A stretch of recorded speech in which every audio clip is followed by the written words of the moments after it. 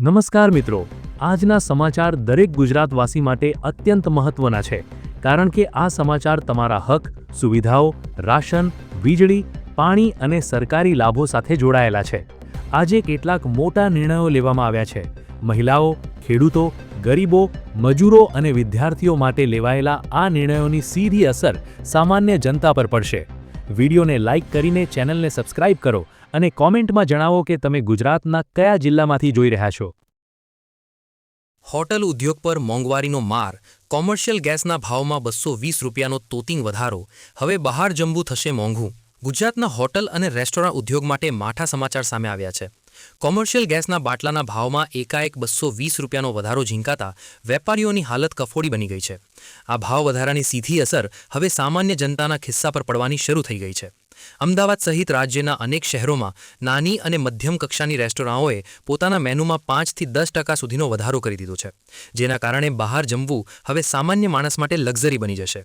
ભાવ વધારાની વિગતો પર નજર કરીએ તો હવે હોટલોમાં ચાના કપ દીઠ 2 રૂપિયાથી 5 રૂપિયાનો વધારો થયો છે, જ્યારે ગુજરાતી થાળી કે પંજાબી ડિશના ભાવમાં 20 રૂપિયાથી 50 રૂપિયા સુધીનો ઉછાળો જોવા મળી રહ્યો છે.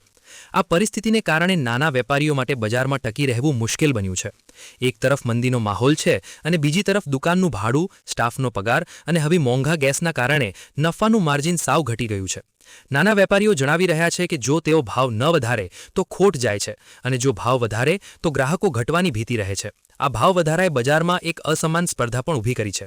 જે મોટી હોટલો પાસે પાઇપલાઇન ગેસ એટલે કે પીએનજીની સુવિધા છે, તેમના ભાવમાં કોઈ ખાસ ફેરફાર થયો નથી, જ્યારે સિલિન્ડર પર નિર્ભર નાની રેસ્ટોરાંઓમાં ભાવ વધારવાની ફરજ પડી છે. આનાથી નાના ખાણીપીણીના ધંધાર્થીઓ ગ્રાહકો ગુમાવી રહ્યા છે. જો આગામી દિવસોમાં ગેસના ભાવમાં ઘટાડો કરવામાં નહીં આવે તો અનેક નાની હોટલોને તાળા લાગવાની નોબત આવી શકે છે, તેવી ચિંતા વેપારી સંગઠનો દ્વારા વ્યક્ત કરવામાં આવી રહી છે.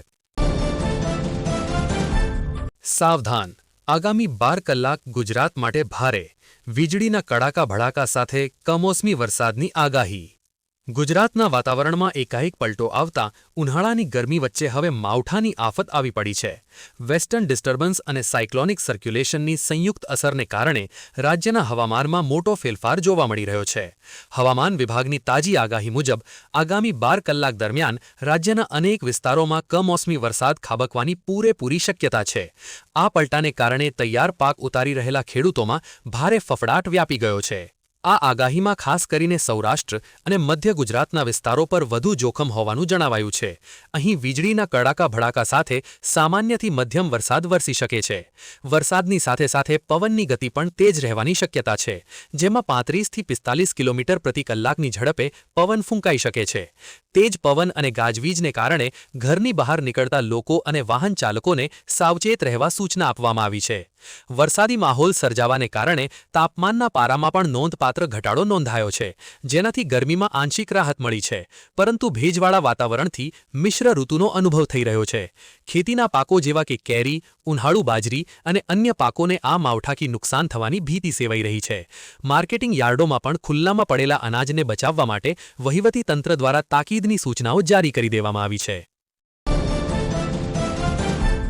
નોકરી છોડનારાઓ માટે દિવાળી જેવી ભેટ, હવે રાજીનામું આપ્યાના માત્ર 2 દિવસમાં જ મળશે તમામ બાકી નાણાં. ખાનગી ક્ષેત્રમાં કામ કરતા લાખો કર્મચારીઓ માટે અત્યાર સુધીના સૌથી મોટા અને સુખદ સમાચાર સામે આવ્યા છે. નોકરી છોડતી વખતે કે છટણીના સમયે જે સેટલમેન્ટ માટે કર્મચારીઓએ મહિનાઓ સુધી રાહ જોવી પડતી હતી, તે પ્રક્રિયામાં કેન્દ્ર સરકાર દ્વારા ક્રાંતિકારી ફેરફાર કરવામાં આવ્યો છે. હવે કોઈ પણ કર્મચારી જ્યારે રાજીનામું આપશે અથવા કંપની દ્વારા તેને છૂટો કરવામાં આવશે, ત્યારે તેના માત્ર 2 જ દિવસમાં કંપનીએ તેનું ફૂલ એન્ડ ફાઇનલ સેટલમેન્ટ પૂરું કરવું પડશે. અત્યાર સુધીના નિયમો મુજબ કર્મચારીઓએ પોતાના બાકી નીકળતા નાણાં, પગાર કે બોનસ માટે 45થી 90 દિવસ સુધી ઓફિસના ધક્કા ખાવા પડતા હતા, પરંતુ નવા કાયદાકીય ફેરફાર બાદ હવે કંપનીઓ આમાં વિલંબ કરી શકશે નહીં. આ ઉપરાંત બીજો એક મોટો અને ઐતિહાસિક ફેરફાર ગ્રેચ્યુઇટીના નિયમમાં કરવામાં આવ્યો છે. અગાઉ ગ્રેચ્યુઇટી મેળવવા માટે એક જ કંપનીમાં સતત 5 વર્ષ સુધી નોકરી કરવી ફરજિયાત હતી, જે મર્યાદા હવે ઘટાડીને માત્ર 1 વર્ષ કરી દેવામાં આવી છે. એટલે કે હવે 1 વર્ષ નોકરી કરનાર કર્મચારી પણ ગ્રેચ્યુઇટીનો હકદાર બનશે. આ ફેરફારથી ખાનગી ક્ષેત્રના કર્મચારીઓને જબરદસ્ત આર્થિક સુરક્ષા મળશે. ખાસ કરીને જે કર્મચારીઓ અચાનક નોકરી ગુમાવે છે અથવા બીજી કંપનીમાં જોડાય છે, તેમને પોતાના હકના નાણાં ત્વરિત મળી જવાથી આર્થિક સંકળામણનો સામનો કરવો પડશે નહીં. આ નવા નિયમોને કારણે કંપનીઓની મનમાની પર લગામ લાગશે અને કર્મચારીઓનું શોષણ અટકશે. જો કોઈ કંપની 2 દિવસમાં સેટલમેન્ટ નહીં કરે તો કર્મચારી તેની વિરુદ્ધ લેબર કોર્ટમાં કાયદેસરની કાર્યવાહી પણ કરી શકશે. વડોદરાના બાગાયતી ખેડૂતો માટે ખુશખબર. આઈ ખેડૂત પોર્ટલ પર અરજી પ્રક્રિયા શરૂ. 26 એપ્રિલ છે છેલ્લી તારીખ. વડોદરા જિલ્લાના બાગાયત ખેતી કરતા ખેડૂતો માટે રાજ્ય સરકાર દ્વારા એક મહત્વની જાહેરાત કરવામાં આવી છે. વર્ષ 2026-27 માટે અમલી બનનારી વિવિધ સહાયલક્ષી યોજનાઓનો લાભ લેવા માટે બાગાયત વિભાગ દ્વારા અરજી પ્રક્રિયાનો વિધિવત પ્રારંભ કરી દેવામાં આવ્યો છે. જો તમે પણ બાગાયતી પાકો જેવા કે ફળ, ફૂલ કે શાકભાજીની ખેતી કરો છો અને સરકારી સબસિડી કે સહાય મેળવવા માંગો છો તો તમારા માટે આ એક ઉત્તમ તક છે. નાયબ બાગાયત નિયામકની કચેરી દ્વારા જણાવવામાં આવ્યું છે કે વડોદરા જિલ્લાના તમામ બાગાયતદારો આ યોજનાઓનો લાભ લેવા માટે સત્તાવાર આઈ ખેડૂત પોર્ટલ એટલે કે iKheduत.gujarat.gov.in પર જઈને ઓનલાઈન અરજી કરી શકશે.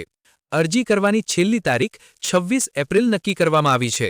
તેથી સમયમર્યાદા પૂરી થાય તે પહેલાં ખેડૂતોએ પોતાની નોંધણી કરાવી લેવી અનિવાર્ય છે.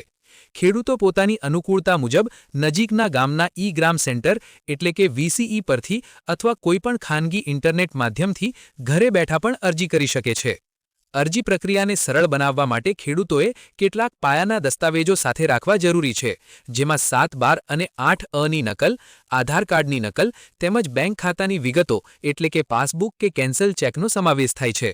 ખાસ નોંધનીય બાબત એ છે કે ઓનલાઈન અરજી કર્યા બાદ તેની પ્રિન્ટઆઉટ અચૂક મેળવી લેવા માટે વિભાગ દ્વારા ખાસ સૂચના આપવામાં આવી છે, જેથી ભવિષ્યમાં વેરિફિકેશન સમયે કોઈ મુશ્કેલી ન પડે. વડોદરા જિલ્લાના વધુમાં વધુ ખેડૂતો આ યોજનાનો લાભ લે તેવો વિભાગનો મુખ્ય ઉદ્દેશ્ય છે. સરકારી કર્મચારીઓ માટે મોટા સમાચાર. એપ્રિલમાં પગારમાં થશે તોતિંગ વધારો. ડીએમાં 2%નો ઉછાળો. કેન્દ્ર સરકારના લાખો કર્મચારીઓ અને પેન્શનરો માટે એપ્રિલ મહિનો ખુશીઓની ભેટ લઈને આવ્યો છે. લાંબા સમયની રાહ જોયા બાદ હવે એપ્રિલના બીજા સપ્તાહમાં યોજાનારી કેબિનેટ બેઠકમાં મોંઘવારી ભથ્થું એટલે કે ડીએમાં 2%ના વધારાને સત્તાવાર મંજૂરી મળી શકે છે.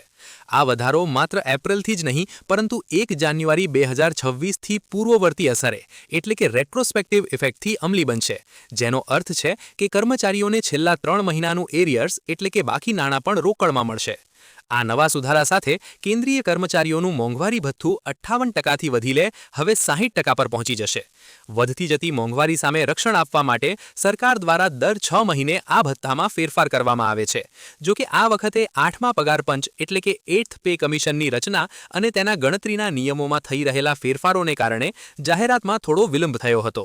પરંતુ હવે સરકારે સ્પષ્ટતા કરી છે કે જ્યાં સુધી નવો રિપોર્ટ ન આવે ત્યાં સુધી જૂની ફોર્મ્યુલા મુજબ જ ચૂકવણી ચાલુ રાખવામાં આવશે, જેથી કર્મચારીઓને આર્થિક નુકસાન ન થાય.